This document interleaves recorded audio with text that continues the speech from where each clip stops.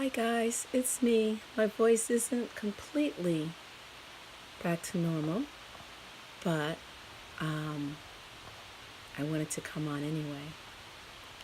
And I wanted to do a quick share of a tarot spread that I did this morning. Sorry for the shaky camera. I'm holding the camera by hand. I'm not going to speak long because I think my voice might begin to fail me, and I'm stubborn. Welcome, Enlightened 17. Grand rising to you. The camera's a little shaky, so if you have, motion sickness, vertigo, I apologize. Sorry, I was pouring a little cup of water. So anyway, just to make this quick. Okay, so I did a tarot spread this morning, and I thought I would share it. And that's what I'm going to do. So let's see. Give me one moment. Please tell me. Oh, okay. Hold on one moment. Let me figure out. I have to go to my account because I wrote down my interpretation of this tarot spread, and my memory is not all that great. Not the short term. It takes a minute. Okay. So welcome. I'm Tamu Agina, Priestess Heart. And, I'm all about focusing on love. I always say that if love is not the answer, you're not asking the right questions. Okay?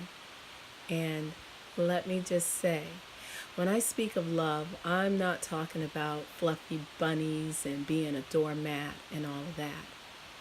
However, if we do not stay in balance while we're, for lack of a better term, dispensing our love, the action of love, or even the sentiments or emotions or feeling the love, if we're not in balance, we're not being stable with it, it's very easy to get out of balance and really get into our emotions rather than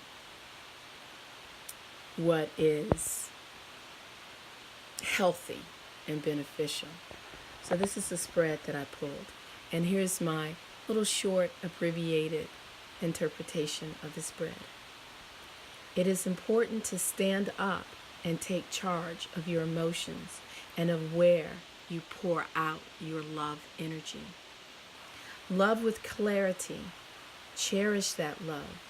Remember to stand in your personal power. Know how and when to balance that love. The ebb and flow is a delicate balance of love. So these cards are pulled from the Psychic Tarot Oracle deck. You have Love Begins. So, it's sort of like that moment where you make that decision, or you find out, or you feel, or you have that epiphany or that aha moment, that you begin to express your love. Love always exists, but it's that moment when you checked in and it's like, I love this, or I love her, or I love him, or I love this. And so the gates, the vessel begins to pour out. Okay. You notice there are two hands, and these are two hands from different people, from different places. And that serves to remind us that love is a two-way street. Yes, and as Enlightened 17 says, love is a balancing act. And that is what you have. You have balance. You have rainbow here. You have the one hand here, the other hand there. You have a tree on this side, a tree on that side. The river, the flow of emotions is right down the middle. Okay. Then you have authority. And this authority card, this serves to remind us to don't forget to stand in our own personal authority, in our own personal power, even in the midst of love. It doesn't mean that you just let go and you act willy-nilly. You need balance. And even this authority card, he is completely symmetrical. There's very much a balance. And if you look at the folding of the arms, you're always going to have one arm a little bit higher than the other. That sort of reminds you like of the balance scales of justice. You know, they're, again, the two hands, the balancing. Okay? And being in your own personal balance, being in your own personal authority, you're really connected with your higher self. So you can look at this crown, this halo, as a crown, as pointing to your higher self, that part of you that knows what you need to do in any given moment. And it's always good to check in with it. And then on this side, you have emotional withdrawal. Okay, you have someone sitting at the banks of the ocean. I forget the word. What is the word? When you're in the sand. You know what I mean. And it's not that that love is leaving. It's that sometimes you have to allow the energy to ebb and flow. You have to know when to, kind of pull back and when to release and when to recede. It's an ebb and flow. The waters of the ocean constantly recede and then they come back. And you notice the person is facing the sun. So this emotional withdrawal is not like a depression. It's not like you're going away. Not when you have these other cards. This is the way I'm interpreting it. And you even have a 4 and you have an 8.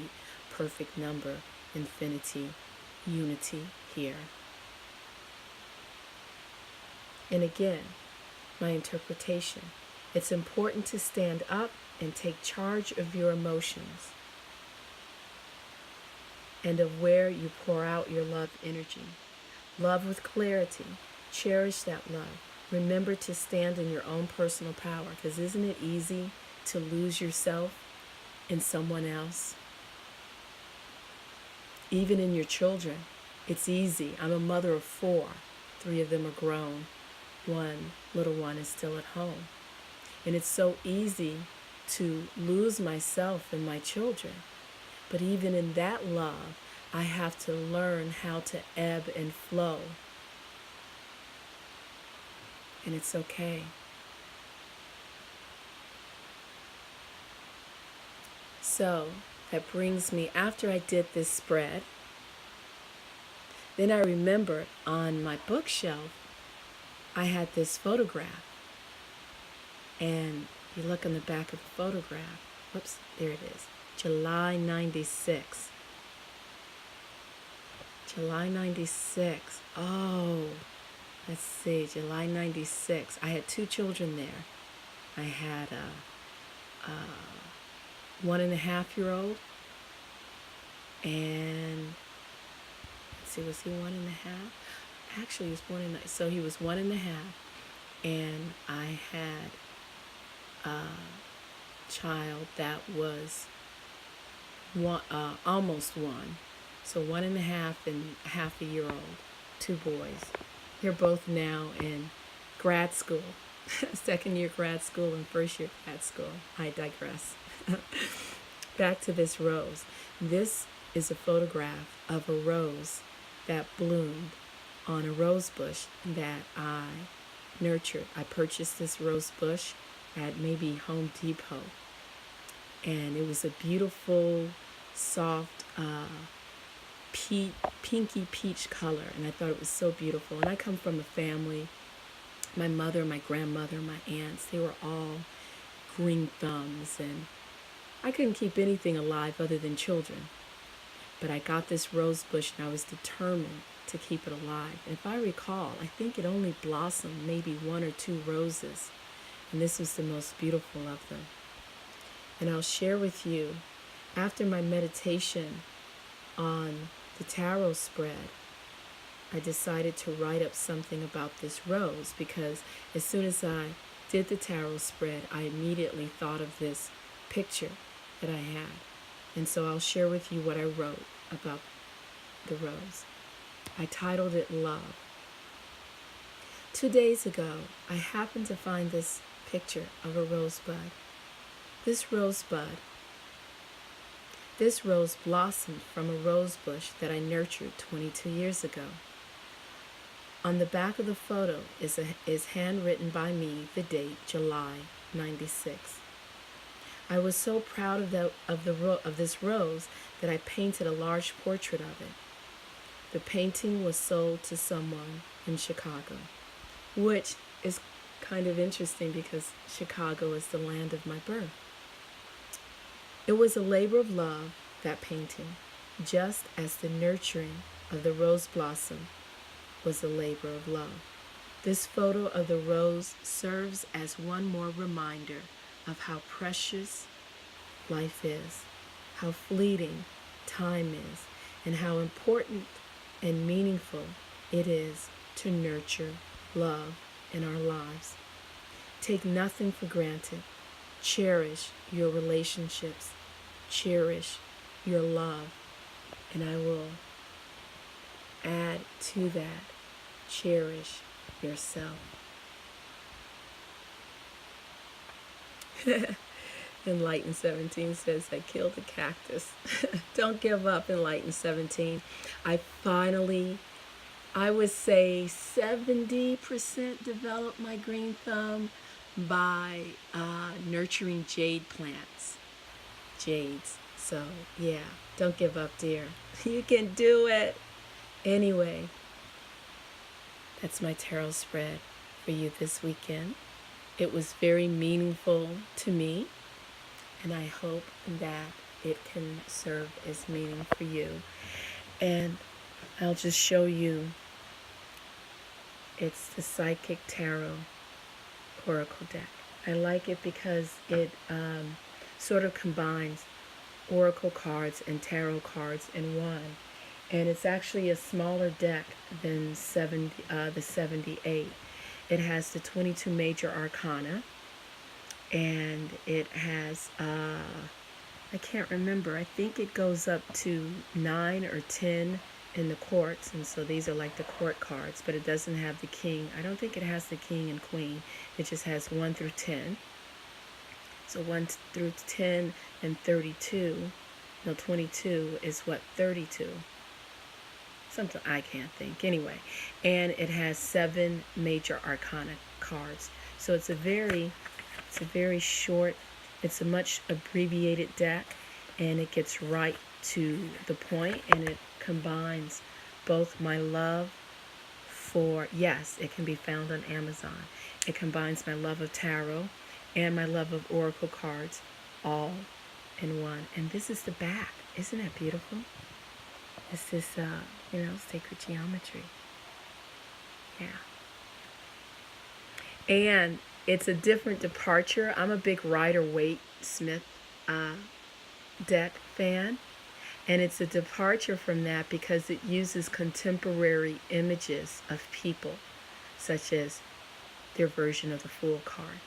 My only reservation about this deck is that it's not very ethnically diverse. I wish it was a little bit more ethnically diverse, but, you get what you get. And love is the answer. So I wish you peace and great bliss. And if I'm dropping my little one off at a birthday party, and I'm thinking about going into my office to do a practice with my quartz crystal singing bowls. So check back later. I might have a live video where you can watch me set up and practice in the quartz crystal bowls, because on November 19, I'm having a internet event, a worldwide event, a healing sound session that I will be live streaming both on Facebook and YouTube. Hopefully, it'll work out that way. So, I wish you peace, peace, peace, peace, deep and complete peace that comes from the inside out, and great bliss. Thank you.